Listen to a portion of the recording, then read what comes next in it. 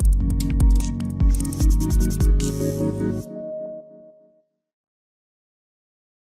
evening, everyone, and welcome to PMS Bazaar's webinar. Myself, Bhavadharani. Today, we have an exciting discussion planned on the topic how Global India Fusion Portfolio can enhance your wealth, a double engine compounding.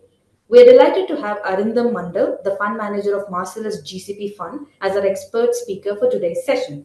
But before going into the valuable insights he will be sharing today, here's a short brief about him. Before joining Marcellus, Arindam spent nearly a decade in the United States working for principal global investors. He started as a quantitative analyst and then transitioned to fundamental research, serving as the sector analyst for US industrials and utilities. Arindam oversaw Indian public equity investments across the equity strategy and established himself in the firm as an expert in the Indian market. Prior to that, he worked as a lead software engineer for Oracle Corporation's product development team. Arindam holds a Bachelor of Technology degree from NIT Warangal. He received highest honors in finance for his MBA from Duke's University, Fuqua School of Business. Over to you, Arindam. Thank you, Godharni. Okay, let me start.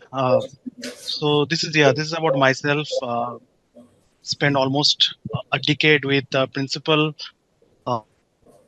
investing for a decade. Towards the in those 10, 11, 12 years, what I really understood as look, when I was doing global equities and covering emerging markets as well as developed markets, there are three things that was getting paramount to us. Like to me, like I could clearly see what is happening, especially for the Indian HNIs. Three things were emerging. Like if I looked into the global markets, as I said, I could figure out that there are two markets globally that are actually generating most amount of wealth over any time period that you can think about. So what you try to do is uh, you can take out all the large equity markets that you can think about globally. So think about US, India, Australia. And what we try to do here is the TSR column, that is the TSR, that what means basically total shareholder return. So if you had invested, say for India, you invested in Nifty 50, you get some dividend as well as the return. What is the total return over a 30-year period? So we're looking at the in INR terms, what can be the total return, the CAGRs. So that is for 30-year. Second column is for 20 years. Third column is for 10 years. Now, in any time frame, if you look at it, two markets clearly stand out. That is US and India. So that begs the first question, that if we are investing, investing, if you think about investing anywhere in the world, for anyone in the world, not only just for Indians, these are the two markets that you should be invested in. Thankfully, not many people actually can invest in India. We can, so we are lucky in that way. So that is number one. Then the number two, the second thing is that, okay, you already have access to probably one of the best markets in the world. Then why do you want to really invest in, US? There comes the second thing, what we call basically the double engine compounding that Bhavatharani, she referenced there. So let's think about a scenario. What we try to do here is that take these two markets, S&P 500 and Nifty 50. Just go back 20 years and think about allocating 50% of your wealth in S&P 500 and 50% of your wealth in Nifty 50. And every year, end of the year, you rebalance your portfolio. Suppose S&P 500 did pretty well for 1 year. It became 60% of your allocation. So you basically sell some of it, reallocate back to Indian market. If you continuously do that, if you look at the first row here, the CAGR in INR percentage, the return get boosted a little. So 14% goes to 14.5. Okay. But the risk, the downside risk, that comes down massively, which is also very important for an investor. So you can see, like, if the Nifty 50 has a downside risk of 15-16%, if you blend it with S&P 500, the risk comes down to 11%. And as a result, the last row in this table, the risk, the per unit return, the return on per unit of risk that you are taking, that comes to 1.26, or it actually goes up by 60%. Now, why it is important? So stock market doesn't move in a linear way. It moves, with a lot of volatility. The more linear is your curve, the more you can actually generate wealth with much more conviction, and that is where diversification benefits kind of steps in, right? So that is number one. And so number two, so you have one of the best markets in the world, you club it with the Indian market, and you kind of reduce your risk. Then number three, the third aspect that is also I think quite important, is that the knowingly or unknowingly we are actually building a lot of reliance on foreign goods, especially if you go along the wealth curve. The richer you are, you're actually getting more and more used to some of the goods that you're using actually in daily life. If you think about the laptop that I am using, or if you're watching it over phone, none of those things are actually, the brands are generally foreign brands. It can be Apple, it can be Samsung, but none of them are actually, most of the time, are Indian brands. That is one aspect of it. Think about like when you are say 40, 45, 50, your kids are supposed to go to college. There's high chance, there's high probability that many of them actually end up doing their undergrad or postgrad in the US or in UK. So if you think about the expenses for those things, those are actually you are incurring in dollars. Those are not your rupees expense. Now you can always say that as long as both the markets are not giving too different return, that it is fine. But the counter argument to that is you never really know about the currency. It can fluctuate a lot in short time. And don't forget, even though I am very bullish about India and that kind of, that is visible that I came back to India because I see a lot of potential in the country. But at the same time, I have to acknowledge that the currency risk in an emerging market is typically quite high, and India is still an emerging market. So, in that standpoint, it always makes sense to park some of the money outside, let it grow over time, and when you really need them, so after 15, 20 years, start building that wealth, then you can pull it out. So basically, as I said, three things: access to one of the best markets in the world, diversify building assets in a foreign land, specifically in the US. Then the second question, I'm sure that would come through, one of the, in our Q&A, that India is such a high growth country. I mean, I do not really deny that, it is going to actually grow their GDP at the fastest pace, especially among the major economies. There's no doubt about it. Now, again, I am bullish about India. There's no doubt about it. Now, I'll just make a case like you can take a case of Indonesia, you can take a case of China, for example, or even you can take a case of India. So if you think about in early 1991, when India, the economy opened up, India's growth has been staggering in any comparison. Actually, it has definitely grown twice more than that the world economy has grown. China actually grows 3x. It even grew much more faster than India.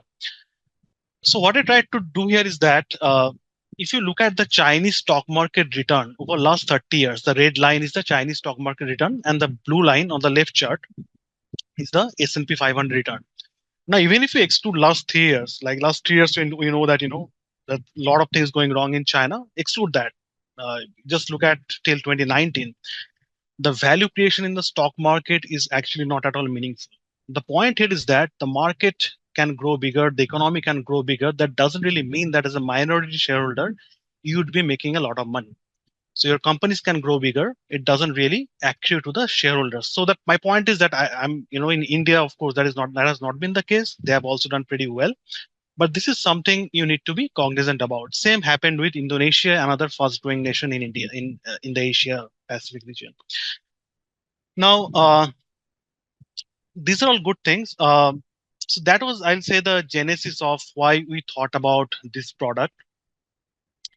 Now, as an investor, what are the ways? What are the ways that you can actually invest outside of India? Of course, there are some ETFs. There are some fund of funds. Many of them actually have hit some kind of ceiling. That's fine. But at the same time, if you really want to get access to a world-class fund manager, there's some certain thresholds that you have to bring in terms of the money that you're putting into work. So that's very hard to do, right? So in that case, we thought, like if you're not being able to meet a fund manager or kind of hear frequently from them, then the trust building aspect is really hard to do. So in that case, what you're missing out is on the significant wealth creation that I just spoke about a few slides earlier. So the GCP, the Marcellus GCP that we wanted to build, that is actually built to address these concerns.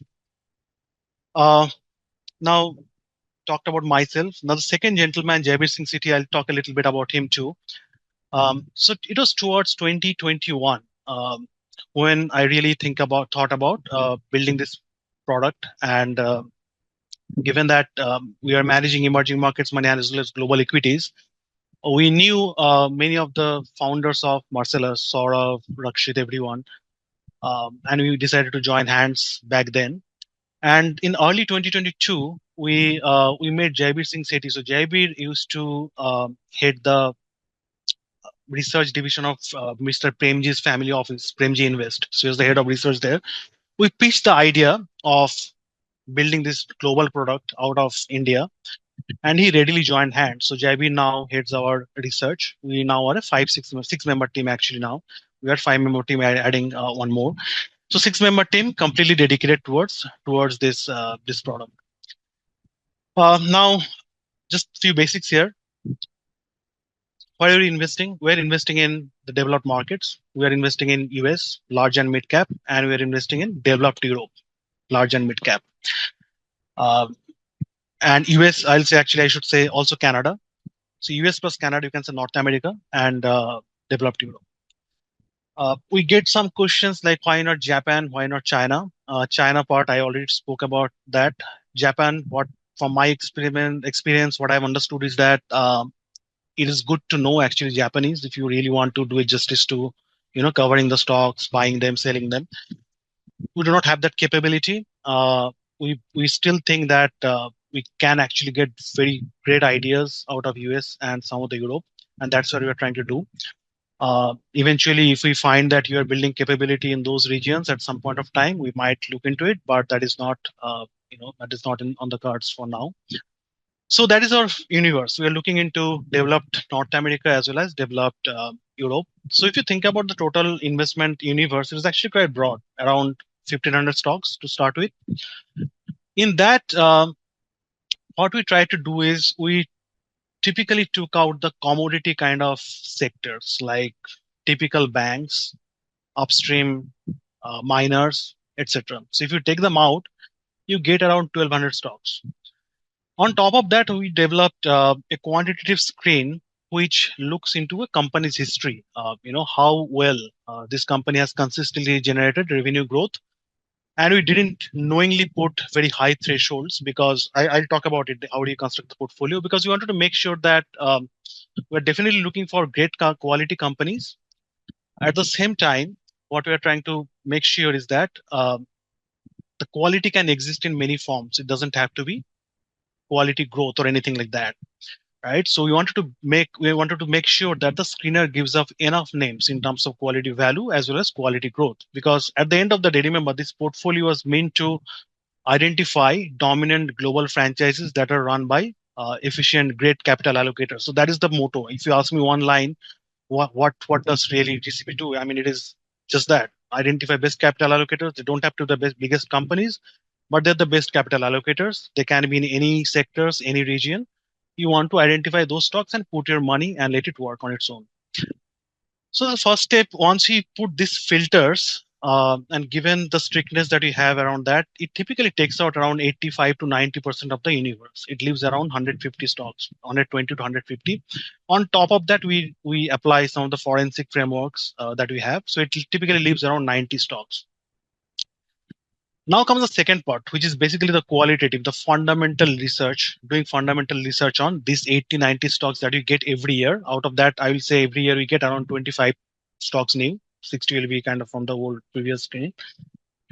Now that was, here I'll spend some time here because this is the part where I was kind of, most kind of skeptical about before doing this product, because you are in Mumbai or Delhi or Bangalore, wherever you are, we have to do research on stocks which are, they of course everyone has a business in India now, but most bulk of their business will be outside of India. How do you really do research and do justice to the investors' money, right? So there are a few things that happened over last decade, I would say. There are two challenges if you can think about it. Number one is getting talents. right? So covering Indian market is a little bit different. The fungible angle is definitely there. Like if you are a good stock picker here, you'll probably be a good stock picker there also. There are some basics are there. I mean, you all read Warren Buffett. He's an US investor. That applies to Indian equities also. There is no doubt about it. But at the same time, having some idea about the market that you're investing in is definitely good and definitely is positive. So if you look at in last 10, 12 years, what I've seen is that many buy side and sell side firms have actually built their back office per se in various cities in India, like JP Morgan, PGIM. I mean, there are a lot of buy side, sell side firms in Bangalore, etc. You'll find them. So these are the people, very graduated from top tier schools, IITs, IIMs, NITs, and they join these firms. Some of them get, transferred to say New York, London to be in the front office, but many of them actually very talented folks remain there. I have interacted with a lot of those, lot of them during my principal days.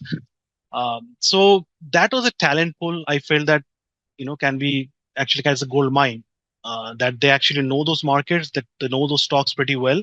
You can actually find a lot of good people out of that pool. So when you build the team, the entire team that we see here, like we have here, all of them have actually covered international equities, right? The 6-member team that we see. So that is number one. This is the second part was uh, channel checks, right? So if you know about Marcellus, we are typically in research front, we are actually pretty good. There's You cannot really complain on that. We know about the stocks in a lot more detail that probably many of the other people do. Now, on from that standpoint, if you think about it, if I want to do some research on Costco versus doing a research on Asian Paints, it's very different. For Asian Paints, you can just go to a dealer in Powai and meet them, see what is going on. But you cannot do the same for Costco. You cannot really go to Costco every day. Now that was the second apprehension that I had, that how do I bridge that gap. Now there are two things that happened for last 6 7 years. So there's a business model which is called expert network services that came into place. So these are the people who can help you to connect to people in a company. So for example, I talked about Costco. So I want, when I'm doing research on Costco, I want to know that how do you procure things, right, in your store? How do you know that the New Jersey store would need certain kind of SKUs versus a store in say Iceland, right? They have stores in every places. Now, how do you know, like how do they procure? Now you cannot go to Iceland as well as New Jersey. This is hard to do. Now these guys actually help us to connect to a buyer who is working in Iceland, at the same time a buyer who is working in New Jersey. Of course, they don't do it for free. We pay them money for every interaction that you do, but at the same time, you can actually do it. This is possible. That was not possible say 10 years back. Now, that's the first challenge was getting solved towards 17, 18. This model started to be very popular. Now, but there's still some bottlenecks, I would say, because if you think about it, that many of the companies that we are looking at, their management teams are, they generally will be 50, 60 years age, right? So that is the typical age threshold that they will have. So now they are, given that they're used to communicating in a certain way, they're not very positive about communicating, through these teams, etc. That was not a given thing for them. Now that changed during COVID.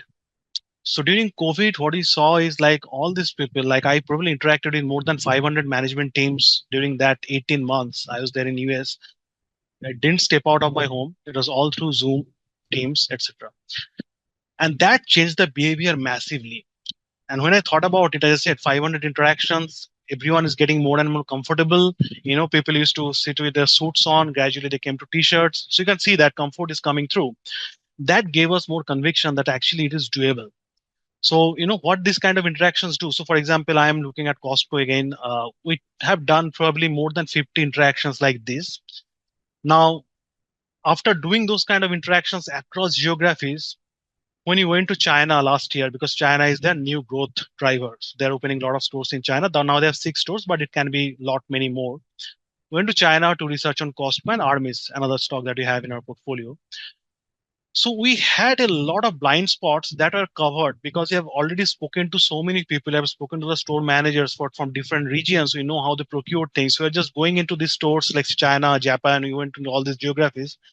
It was kind of connecting the dots, right? So that is how we tried to build our entire research engine. So for every stock that we have invested in, we have typically have done 25 to 50 interactions with this kind of interactions. And then of course there are site visit, we travel internationally, all these things we do. But we wanted to make sure that there is no blind spot in the companies that we're investing in. So once you do this kind of analysis, out of those 80, 90 stocks that you typically get in there, you select around 40 to 45 stocks, what you call a coverage universe. That's the typically the stocks that you're tracking. Out of that 45 to 50 stocks, 25 to 30 eventually goes into the portfolio. Now, how does we get into 25 to 30? There are some things in the portfolio construction side that we do. We typically look at valuation, where we are in the cycle, how much of upside these things have, etc. Then we put them in the portfolio. So broadly, the step one, we back tested them for last 30 years of data. We have seen that that adds around 2 to 3 points of additional return on top of S&P 500. The second part we cannot backtest; it is more qualitative. But we think that our stock selection, at least we can do, that can generate 2 to 3%. The third step, I'll talk about the third step a little more. That through a business cycle adds around 2 to 3 points of alpha. So broadly, in a gross level, what we are trying to do is, 6 to 9 points of alpha over a long period of time. And S&P typically gives you 9 to 10% of CAGR, including dividend, over a long period of time. Now, this is how our portfolio statistics look like. The top part of the table, that is the GCP portfolio. If you look at the free cash flow CAGR, EPS CAGR, any number you take, any rolling 5-year numbers are actually more than double that of S&Ps. And if you see S&P's 5-year EPS CAGR long term 7%, that has been the case for last 65, 70 years, the data that we have.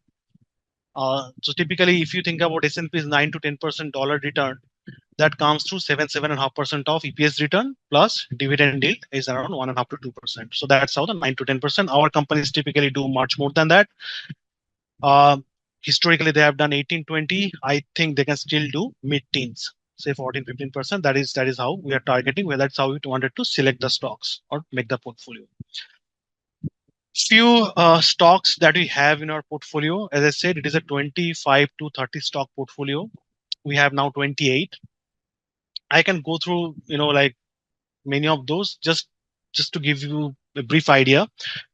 We tried to divide the entire universe that we have in three broad categories. The largest pool of that is pick and shovel. So what is pick and shovel? I'm sure many of you are aware. Who are not, I'll just give you a brief background on that. So in 1830s, there was a gold rush in California, in San Francisco. So a lot of people, as you can imagine, flocked into San Francisco to dig gold. Now, towards the end of 1870s, the gold rush actually was over. And as typically happens with any mania or any kind of, this kind of things, most of the miners actually didn't end up making money. The guys who were actually selling pick and shovels to them, they ended up making a lot more money than the actual miners. Okay, so these are basically your pick and shovel. In fact, just an anecdote here. Levi Strauss, the eponymous jean brand that he made his first fortune selling pick and shovels during that gold rush, and eventually got that idea that actually you need those kind of rugged pants, right? So that's where the idea of denim came out. It is also kind of a pick and shovel for that matter for the miners. Anyways, so all the companies that you see here, ASML, Ashtead, Heiko, each of them are pick and shovel for their industry. Now, ASML is the most classic one. So ASML makes lithography machines. Okay, lithography machines that are used in chip manufacturing, and they have around 80% market share in that lithography machines. I'll tell what it does. In the highest end of it, it has 100% market share. So kind of a monopoly or quasi monopoly, you can tell. Now, what is lithography? So in any chip, in any sophisticated chip that you're using, like you think about any electronic device, actually you're kind of, surrounded with so many electronic equipments. Everywhere there are so many chips that goes in. To manufacture those chips, you have this silicon wafer. On top of that, you have to etch the circuit design. That's the basic, very simplistic way. The circuit design has to be etched on a silicon wafer. That etching is a super complicated process. And how complicated it is, if you think about it, the iPhone chip that you have, the iPhone 14 or 15, they have billions of transistors that goes into one chip. Okay, the number of transistors are actually increasing over time, and ASML makes those machines. Okay, now you think about it, it really doesn't matter that Samsung Galaxy is winning market share, Android is getting market share, iPhone, Mac, it doesn't really matter. As long as you think that the world is getting to be, going to be consuming more and more data, we need more and more sophisticated chips, computational power, we need more computational power over time. You have to use ASML machines. Okay. I mean, I came to know about this company, I think 6, 7 years back. If you just go to their website, it's a very interesting website. I mean, they've clearly mentioned that it's the most important company in the world that you have not heard about. So that is ASML. Now, as you can imagine, with all the things that's going on between US and China, uh, when all this, this trade, etc., talks were going on, the first thing US did was call the Netherlands government, because this company is based out of Netherlands, that don't ship the latest version of these machines to China. So that is how important these machines are to the world. So these are kind of the choke point. If they don't get it, you actually cannot progress in the world, right? If you think about the importance of semiconductor in today's world, it is immense, right? We just kind of, as I said, surrounded by semiconductors. If you don't get ASML, you cannot do much. Now that is pick and shovel. A company like ASML has been growing their earnings around 20-25% last decade. It can still grow at 13 to 15% given their position, the dominance they have. Again, classic pick and shovel. Now the second group that we have, the largest group, is utility. I call it utility, but it's more like a modern day utility. Now, if you think about utility, what do you think? It is about electricity, water, gas. I mean, these are the three basic stuff that comes into our mind. Now, the beauty of this businesses, if you think about it, I mean, there's slow growth, etc. We'll talk about that later. But the beauty of this business is that they're generally a monopoly or duopoly in the markets that they're operating at. If you're in Mumbai, there will be one or two providers who will be giving you electricity, right? In any place, it can be government, it can be private. That's a different thing, but that's how it operates. In the US also, you have some, it's mostly private. But the good thing is that you have visibility of cash flow. Today, I know that approximately what is my electricity bill is going to be for next month. The electricity company also knows that, actually, given that they have the history that is based on the seasonality. This is what happens, and this is the last thing that you want to cut off, right? You don't want to cut off your electricity. I mean, if you don't have job, etc., doesn't this is the last thing that you want to cut. That's the beauty of this business: recurring cash flow, defensive. The challenge with this is these are public utilities, so the government will typically give you a ROE target. This is the ROE that you can earn on any incremental investment, right? So that caps your growth potential. Now, when you're looking at utility in our sense, you're typically looking at modern utilities which have unlimited growth potential and there is no government intervention. So they are unregulated monopoly or quasi-monopoly or kind of oligopoly per se. Microsoft, we all know, Azure, AWS, Google Cloud, three players. Azure makes the highest margin despite being a second entrant. You whatever you want to do, you want to build a SaaS platform, you have to use one of these three, right? So they're basically a toll road. You have to pay taxes. If you want to drive your car, it doesn't really matter. You can build a Lamborghini, you can build a Maruti Alto. You have to pay taxes. That's it. Simple. Uh, More interesting, I think, a bit unconventional is Intuitive Surgical. So Intuitive Surgical actually makes surgical robots. They have around 85% to 90% market share in any soft tissue surgeries that takes place in the world. So soft tissue surgery means your hernia, your vasectomy, prostatectomy, all that kind of stuff. So they have 85 to 90% market share. How did they build it? Very fascinating story. I'll keep it short here.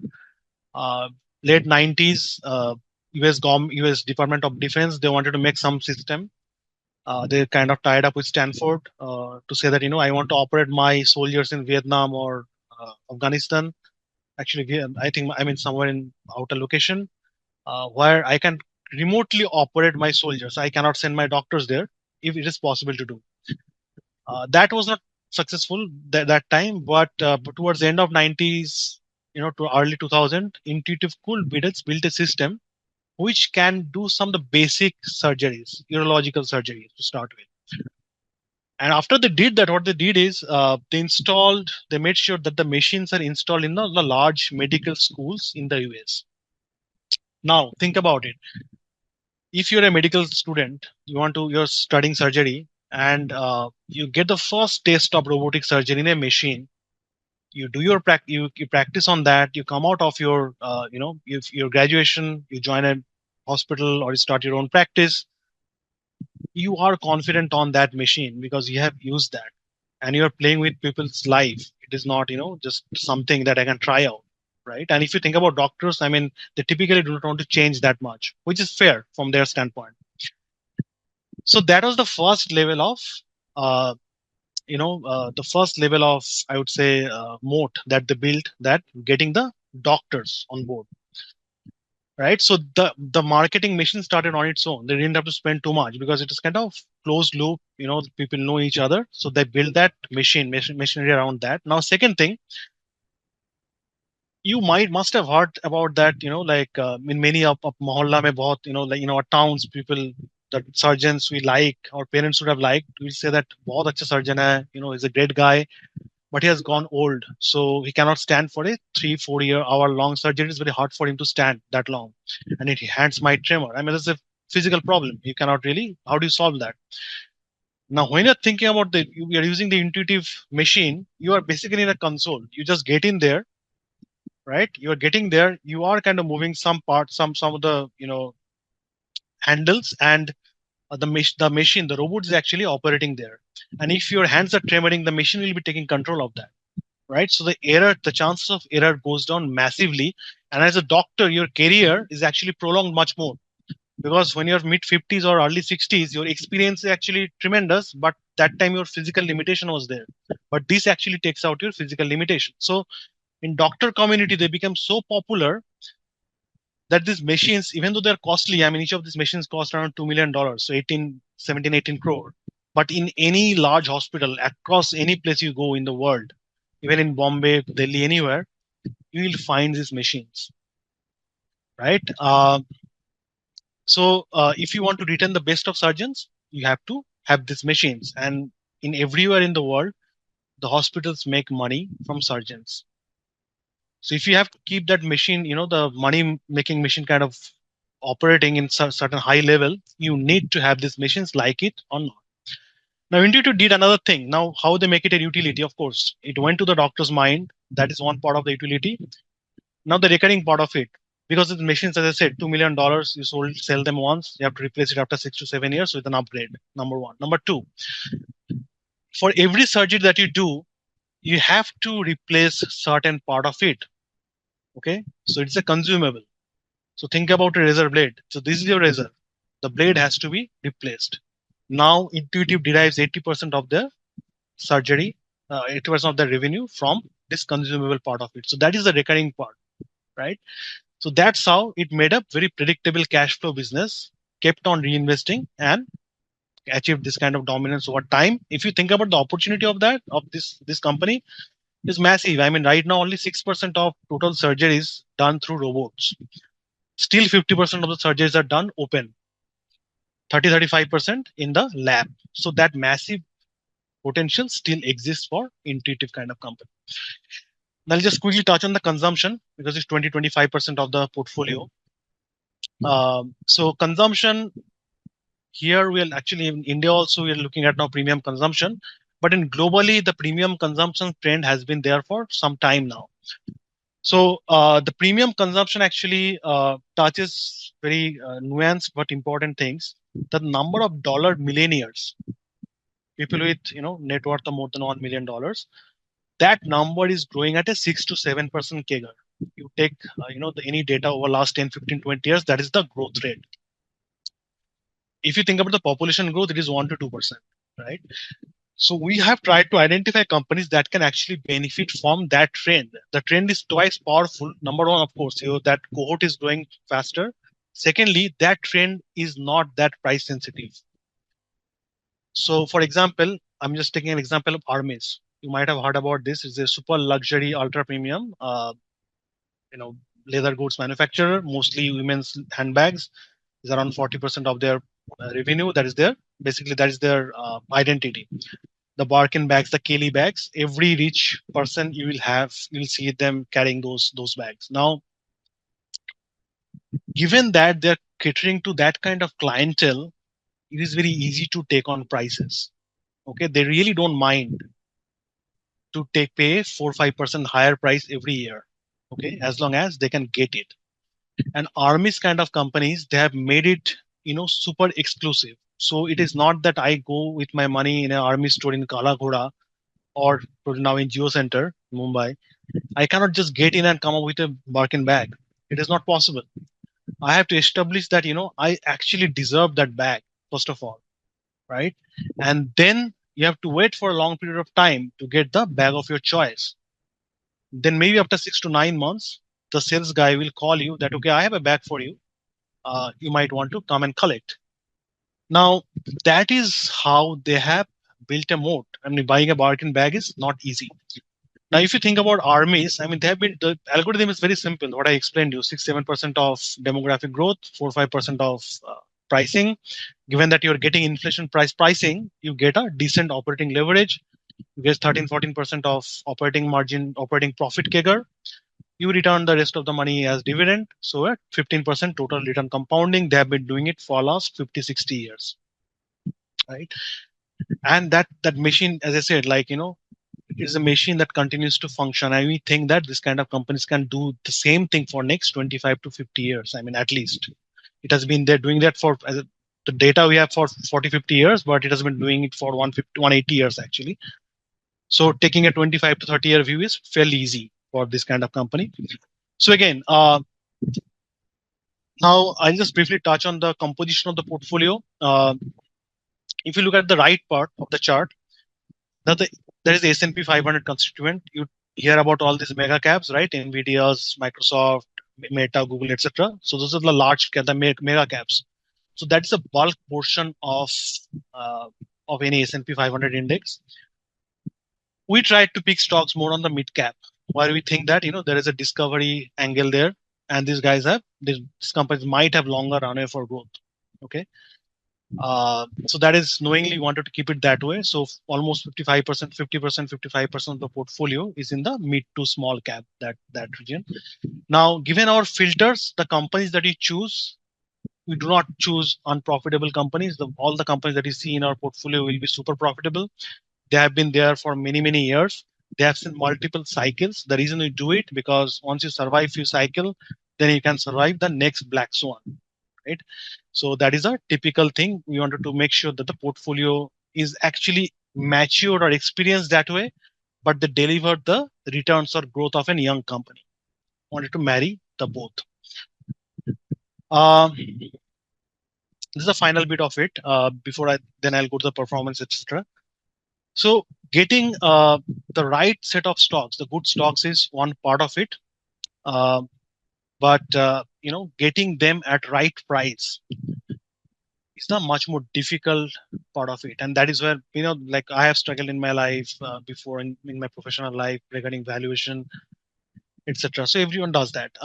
So what I tried to build here during my last few years in principle, so I tried to build a system which looks at the system level. So you think about, you're looking at a S&P 500 level, all stocks.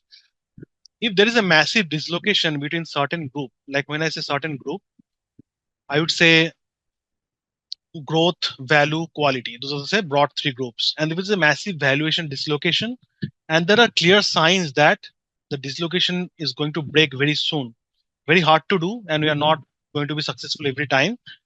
But it is a good indicator to know that there is chance that the trend that you are seeing might break down is high. I mean that helps you to take a call, like like that is basically a quantitative signal that comes to you. Now you take it or leave it, that is on us.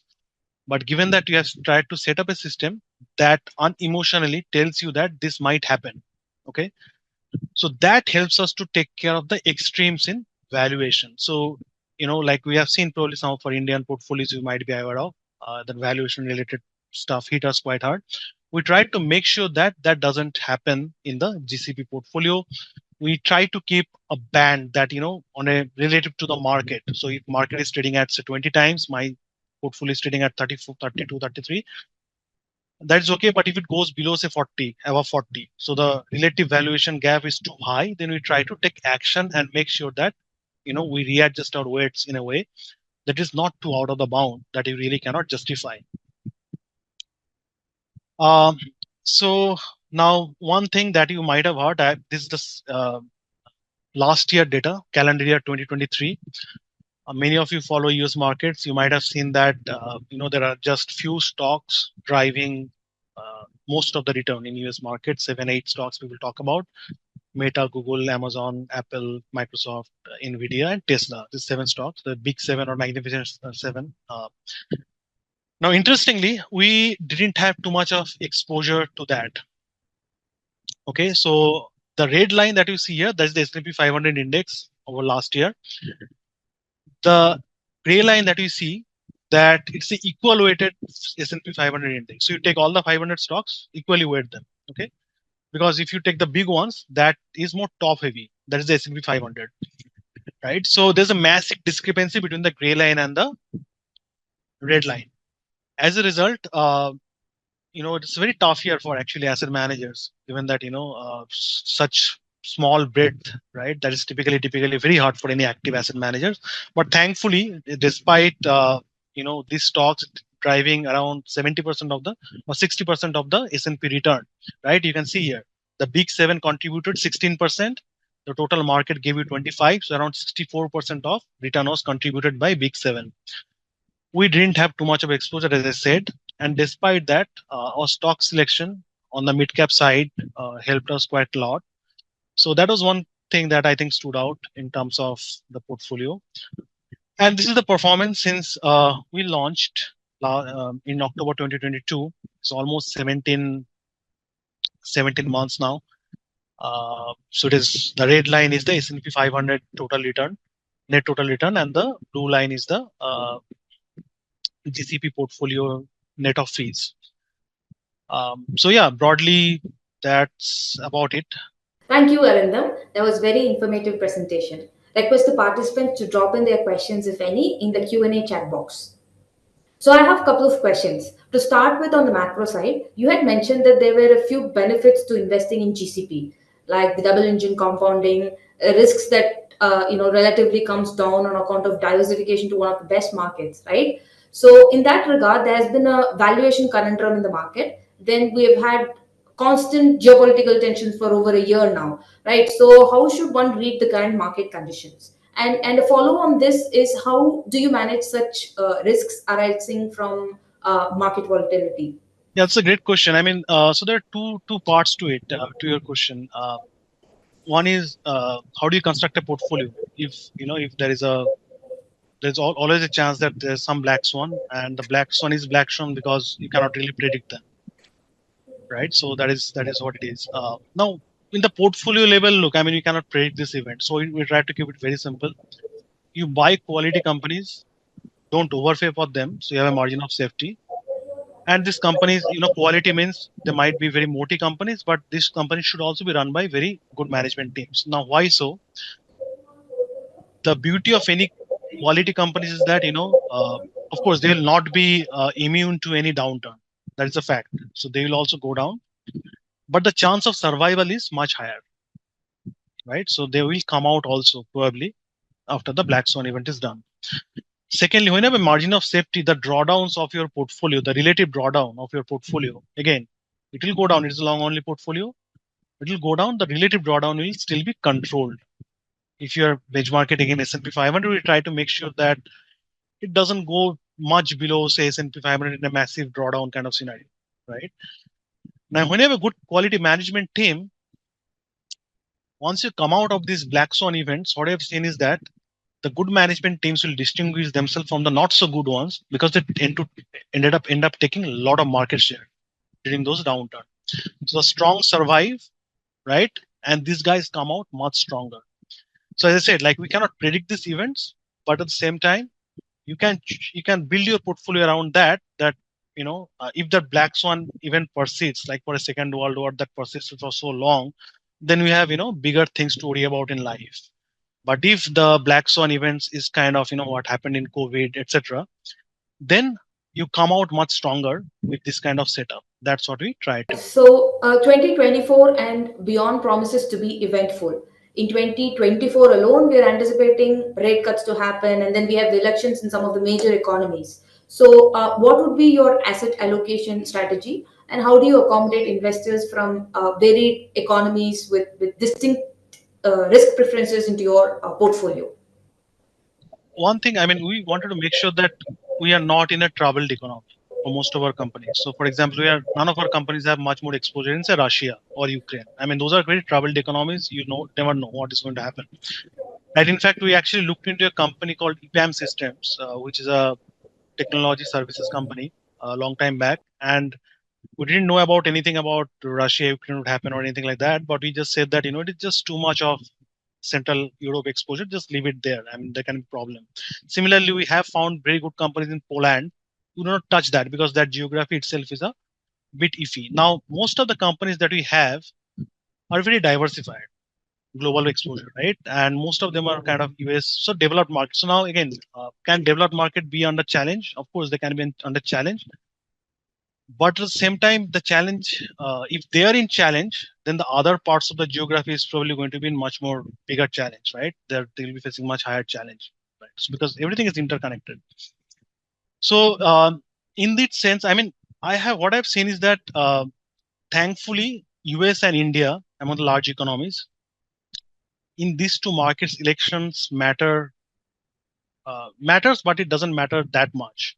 Okay, in longer time, of course, there will be 5 6 months of you know kind of excitement, disappointment, but eventually those things are taken care of, and eventually the earnings win. If you deliver earnings, will stock will keep on holding up.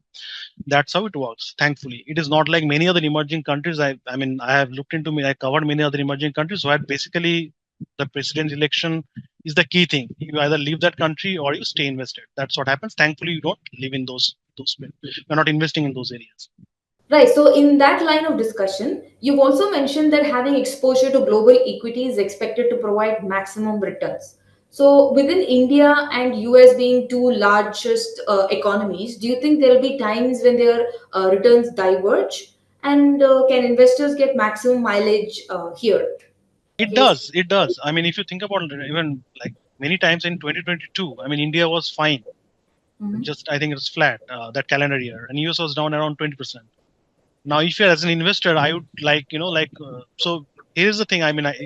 Anyone should do when the stock market is down, we typically become very skeptical. It's a human behavior, right? That okay, everything's going bad. But just think about in hindsight, if you reallocated some part of your India money towards the end of 2022, right, to US, you could have actually made a better return, right? So that is what it is. It will be diverge. It will diverge at point of time. You have to take advantage of that as an investor. Great, thanks. So let's take a question from the audience. On the domestic market front, what are the underlying themes that you believe could do well in the coming years? And to that, I would like to add, what are the global themes you're looking into? For example, EVs, semiconductors, or are there any specific themes that you look forward to in the future? Let me answer the second question first. So about broader themes, EV. Look, EV. The adoption of EV is going to be much faster. Now, how we'll make money out of it, we don't know. And as an investor, I am typically a little bit skeptical during the first wave of any technology. So I have seen, like, for example, if you think about semiconductor, for example, in late 90s, 90 plus companies went bankrupt during that time frame, 98 to 2002, 3, that dot-com bust that happened. Now, it didn't mean that semiconductor didn't become a household thing. It became the technology. Same with internet. It became the biggest thing for in our lives, but that didn't mean that you will end up making money during investing in the first set of wave. So EV probably is still in that shape. So we'll see that there will be few winners that will emerge, and then there will be few in the supplier side of it. That's where we like pick and shovel. I am pretty sure that something will come out of it. So I'll wait for that. Okay. On the theme, broader theme perspective, I think one theme is very clear that the reindustrialization or reshoring or whatever we are talking about, that is actually that trend is very clear. Now India is going to benefit from it. Diversification from China, the China plus one. Many countries where the industrial economy was actually dead for a decade, at least a decade. I mean, industrial recession in US was there from 2010 to almost 2018-19. There is no industrial production growth. Those things are probably going to come back. Now, is it going to be cost efficient? Probably not. But at the same time, the reindustrialization theme is there, and you can benefit from it investing in the right set of companies. You have tried to do that. We have few companies which kind of nudges here and there. And semiconductor as a broad theme, not just talking about NVIDIA. I am pretty sure that's what many people actually correlate to. But NVIDIA is broad theme. Sorry, not NVIDIA. Semiconductor as a broad theme, it is kind of fits into the pick and shovel market that you talk about. We have investment in, as I said, ASML. We have invested in TSMC, Taiwan Semiconductor Manufacturing Company, right? So we have those are kind of more pure pick and shovel. So we are pretty positive on that aspect. Now, Right. now talking about India, I think someone asked about India theme, right? A lot of themes in India. Now, I think to some extent, some of the themes are actually converging. Like, for example, even 10 years back, I would not say that premiumization of consumption, that is a thing. But now when I look at data, so for example, the two-wheeler sales, the normal regular category versus the Royal Enfield, the higher end, right? The sales are clearly diverging. So that premiumization, the K-shaped economy, that is probably it's going to be a theme next few years. Secondly, again, ties back to the industrialization. Somehow I feel that India is a state what US was in the late 80s. Lot of massive capacity build out which have been taken out in last 10 years. If you think about India, like the NPAs etc have come out, so a lot of capacity has been taken out of the system, or they have been consumed because we got some little growth, so the overcapacity issue is gradually going out. So I think the good capital allocators in the industrial sector, they will be coming out and take advantage of it. So yes, I'm kind of capex cycle. I think it will give some emergence of some of the great capital allocators in Indian market. Those will be kind of pretty good. Okay, got it. As part of your presentation, you mentioned that commodities and PSUs are a few segments that you avoid. I was wondering why, considering how commodities as a cycle have picked up over the past few years now. So you're absolutely right. So how we play that, right? So for example, if you are playing, I prefer to play it through industrial companies, not buying a pure commodity, right? So for example, if you really want to play the capex cycle, you can either, you know, buy some PSU, or you might want to buy something like it's a Cummins industrial company, but they will benefit. The reason I'll tell you that typically they have a moat. Commodity tend to have not do not have a moat in the business because they are so much driven by the commodity prices. You have to predict where I will end up. That I cannot do. So you have to be very prompt in entering and exiting a commodity stock. You have to know exactly when to enter, and it is extremely difficult. There are dedicated commodity traders that try to do it. If we cannot do it, we take the safer route. That we understand that this theme is playing out. Let me take this route, which have some moat, so I can get some point of entry and exit. On the investment front, the fund generally invests in developed markets like the US, Europe, Canada, and even North America. So I was wondering, how will the liquidity be within your book? Liquidity is not a constraint, actually. I mean, the minimum, I think the lowest market cap we have is around $4 billion, and the float. Okay, 4 billion. So you get easily for $5 million, like 45 crore liquidity every day, right? ADV. So that is thankfully not a concern. At least the fund reaches a sizable, so $1 to $2 billion, then it will be a problem. So yeah, that is how we wanted to build it. That you should have at least $4 million liquidity for any stock that you buy. We also discussed about currency fluctuation as a risk. How would you address this? Do you hedge? We don't hedge currency in the portfolio level. So if you think about the two things, many of the companies I said are global, so they will have business in different parts of the world. So they hedge it in their operational level. They will be buying, sourcing. For example, many of the companies will be buying stuff from China, selling it there, right? If there is any fluctuations, for example, the RMB devaluation happened, so they are fine. It is not a massive hit. Some PNL in the US side, but it is well understood. The second, the risk is basically INR USD. That is the risk as an investor. If you're an Indian investor, that is the risk that you're taking. Now, over the last 35 years, if you look at the depreciation of INR has been around 3.5%. Now, there has been a brief time between 2003 to 2008 when INR actually appreciated. I remember when I was kind of about to graduate from college, so INR was it was 40 or something like that. It's doing good. Now, I do not really take a call that INR should appreciate for the betterment of the narrative that you are putting into the world, that we want to be an exporter to the rest of the world. If that narrative has to work, then the INR should keep on depreciating in a predictable way, 2 to 3%. You don't want too much of depreciation, then that's bad for the economy. If it is appreciating, then the challenges are even larger, right? So, and if you think about one more thing, that US dollar is a natural hedge. So if the world is falling apart, you will see US dollar appreciating. So for any investor, US dollar is a natural hedge. So in that sense, US dollar makes sense. It's kind of a black swan hedge.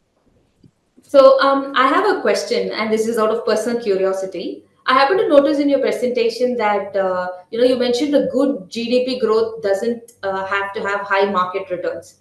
So, you don't think it contradicts your whole narrative here?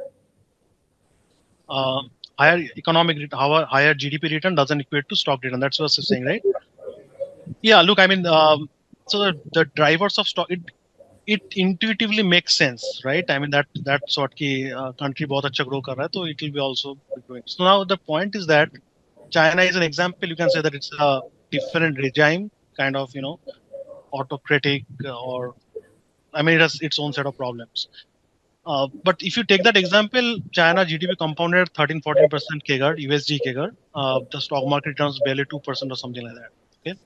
Take Indonesia, similar kind of scenario. If you take out the initial the EM boom, the reason I say that is because it really depends on the return on equity of that market, or the value capture that is happening in the market. Now think about it. One example is actually, I think it will be interesting to you. So Apple, right? Almost $3 trillion company, uh, probably 150,000 or say 200,000 employees in Cupertino in US, doing all their stuff, delivered $3 trillion kind of things. Now the entire supply chain has around close to $1 million people, 10 lakh लोग employed है in the entire supply chain. Foxconn उनके लिए makes everything for them, most of the things, right? Foxconn or Honai, its market cap is 50 to 60 billion dollars, right? Even though the revenue is comparable. Now that is the difference. You are getting the revenue growth, but the value creation, most of the value creation is captured there. And that is the beauty of it. Like, of course, you get growth. There is no doubt about it. But the kind of growth, that is what matters. So that is what I say that, like, of course, you grow. That is a great thing. But at the same time, that is where US surprises you, because they capture the bigger, the juice, the cream of the growth. So then we'll take one more question from the audience. Someone has asked about the taxation. That is, what is the tax implication on investing in this fund? Yeah. Yeah. So, Nandan, you want to take it? Yeah, I'll take that. So for clients who are resident individual, right? So if they want to invest in GCP, global compounders, for them, resident individual clients, 2 years determines whether it's a short-term capital gain or long-term capital gain, right? Before 2 years, it's a short-term capital gain where they pay tax as per their own tax brackets, as per marginal tax rate. For any capital gains above 2 years is considered to be long-term. There they pay 20% on indexed. जो date में जैसे होता था पहले same 20% on index profits. That's the taxation for them. For NRI clients, मतलब बाहर में जो लोग बैठे हैं outside India willing to invest in GCP, the taxation is absolutely as per their jurisdiction. So if suppose a Dubai NRI client is investing in GCP, in their legislation there is no tax. So for them it's a tax-free product. Right? For US clients, it's absolutely as per the US jurisdiction. That's how the taxation works here. Now, just to reiterate again, GCP is a pure PMS construct, which is based out of Gift City. We're sourcing this through Gift City. the minimum ticket price, I saw a question regarding ticket price as well. What's the minimum ticket price there? So for normal investors, 1,50,000 USD is what the ticket price is. But there is a caveat now which has come in. Investor now can start with 25,000 USD as well. Now for starting it is as low as 25,000 USD, one needs to be an accredited investor. Now there are certain rules to accreditation. I'll just take a half a minute to explain that.